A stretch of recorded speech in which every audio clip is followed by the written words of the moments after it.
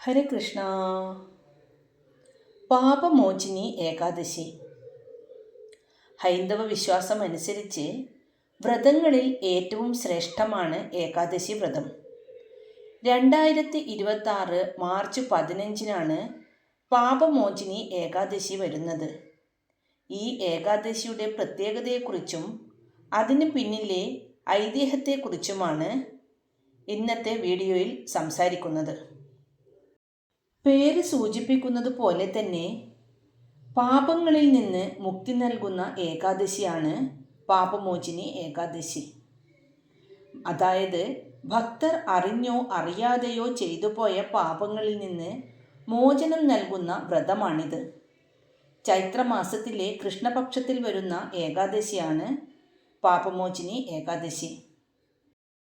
ഈ ഏകാദശിയുടെ മഹത്വത്തെക്കുറിച്ച് ഭവിഷ്യോത്തര പുരാണത്തിൽ ശ്രീകൃഷ്ണ ഭഗവാൻ യുധിഷ്ഠിര മഹാരാജാവിന് വിവരിച്ചു കൊടുക്കുന്നുണ്ട്. യുദ്ധാനന്തരം പാപഭാരത്താൽ മനസ്സ് വിങ്ങിക്കഴിഞ്ഞിരുന്ന യുധിഷ്ഠിര മഹാരാജാവിന് സകല പാപങ്ങളും കഴുകിക്കളയാനുള്ള എളുപ്പ വഴിയായിട്ടാണ് ഭഗവാൻ ഈ ഏകാദശിയെക്കുറിച്ച് പറഞ്ഞു കൊടുക്കുന്നത്. പാപമോചിനി ഏകാദശി വ്രതം അനുഷ്ഠിക്കുന്നതുകൊണ്ട് ലഭിക്കുന്ന ഫലങ്ങൾ എന്തെല്ലാമാണെന്നുള്ള യുധിഷ്ഠിര മഹാരാജാവിൻ്റെ ചോദ്യത്തിന് ഉത്തരമായി ഭഗവാൻ ശ്രീകൃഷ്ണൻ ഇങ്ങനെ പറയുന്നു. ലോകത്തിലെ സകല പാപങ്ങളിൽ നിന്നും മോചനം ലഭിക്കുന്ന ഒന്നാണിത്. പണ്ട് ലോമശമുനി ഇത് വിവരിച്ചിട്ടുണ്ട്. ബ്രഹ്മഹത്യ, സ്വർണമോഷണം, മദ്യപാനം തുടങ്ങിയ ഗുരുതരമായ തെറ്റുകൾ ചെയ്തവർ പോലും ഭക്തിയോടെ ഈ വ്രതം അനുഷ്ഠിച്ചാൽ അവർ പരിശുദ്ധരാകുന്നുവെന്ന് പുരാണങ്ങൾ പറയുന്നു. ഈ വ്രതം അനുഷ്ഠിക്കുന്നത് 1000 പശുക്കളെ ദാനം ചെയ്യുന്നതിന് തുല്യമായ ഫലം നൽകുമെന്ന് ഭഗവാൻ ശ്രീകൃഷ്ണൻ വ്യക്തമാക്കുന്നു. കൂടാതെ പാപമോചിനി ഏകാദശിയുടെ ഐതിഹ്യവും ഭഗവാൻ യുധിഷ്ഠിരന് പറഞ്ഞു കൊടുക്കുന്നുണ്ട്. ആ ഐതിഹ്യകഥ ഇങ്ങനെയാണ്. ചൈത്രരഥം എന്ന മനോഹരമായ വനത്തിൽ ച്യവന മഹർഷിയുടെ മകനായ മേധാവി മുനി കഠിനമായ തപസ്സിൽ ഏർപ്പെട്ടിരുന്നു. അദ്ദേഹത്തിൻ്റെ തപസ് സ്വർഗത്തെ അസ്വസ്ഥമാക്കി. അപ്പോൾ മുനിയുടെ ധ്യാനം തടസ്സപ്പെടുത്താൻ ഇന്ദ്രൻ മഞ്ജുഘോഷ എന്ന അപ്സരസിനെ അയച്ചു. മഞ്ജുഘോഷയുടെ പ്രലോഭനത്താൽ മുനിയുടെ ധ്യാനം തടസ്സപ്പെട്ടു. മഞ്ജുഘോഷയുടെ സൗന്ദര്യത്തിലും നൃത്തത്തിലും മയങ്ങിപ്പോയ മുനി തപസ് ഉപേക്ഷിച്ച് അവളുടെ കൂടെ വർഷങ്ങളോളം ജീവിച്ചു. കുറേ വർഷങ്ങൾ കഴിഞ്ഞപ്പോഴാണ് മുനിക്ക് താൻ ചെയ്ത തെറ്റ് ബോധ്യമായത്.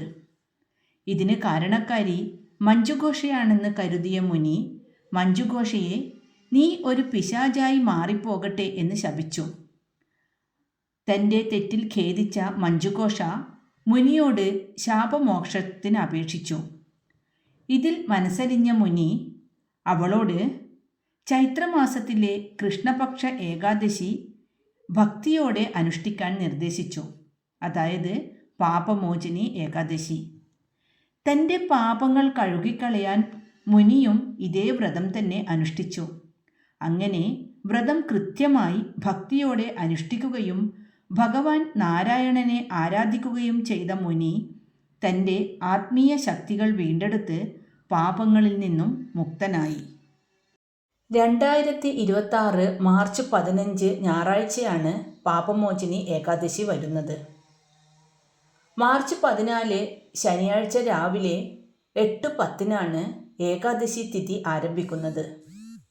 മാർച്ച് 15 ഞായറാഴ്ച രാവിലെ 9:16 ഏകാദശി തിഥി അവസാനിക്കുന്നു. മാർച്ച് 15 ഞായറാഴ്ചയാണ് വ്രതം എടുക്കേണ്ടത്. മാർച്ച് 16 തിങ്കളാഴ്ച രാവിലെ 6:30 മുതൽ 8:54 വരെയുള്ള സമയത്തിനുള്ളിൽ വ്രതം അവസാനിപ്പിക്കാം. അതാണ് പാരണ സമയം. ഏകാദശിയുടെ തലേദിവസമായ ദശമി നാളിൽ ഒരിക്കൽ ഊണ് കഴിച്ച് വ്രതം ആരംഭിക്കാം. ഏകാദശി വ്രതം നോൽക്കുമ്പോൾ ഭക്ഷണക്രമത്തിൽ ശ്രദ്ധ പുലർത്തുന്നത് നല്ലതാണ്. പൂർണ്ണ ഉപവാസം കഴിയുമെങ്കിൽ അങ്ങനെ വ്രതം നോൽക്കാം. അതായത് ജലം മാത്രം കുടിച്ചുകൊണ്ട് വ്രതം നോക്കാം. അതിന് സാധിക്കാത്തവർക്ക് പാകം ചെയ്ത ഭക്ഷണം ഒഴിവാക്കി പഴങ്ങളും പാലും കഴിച്ച് വ്രതം അനുഷ്ഠിക്കാം.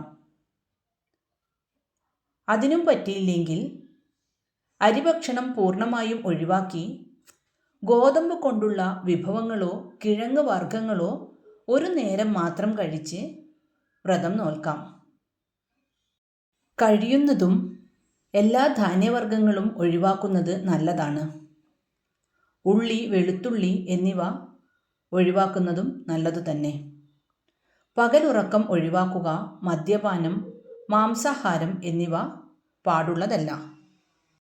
വ്രതം കൃത്യസമയത്ത് അവസാനിപ്പിക്കുന്നത് വളരെ പ്രധാനമാണ്.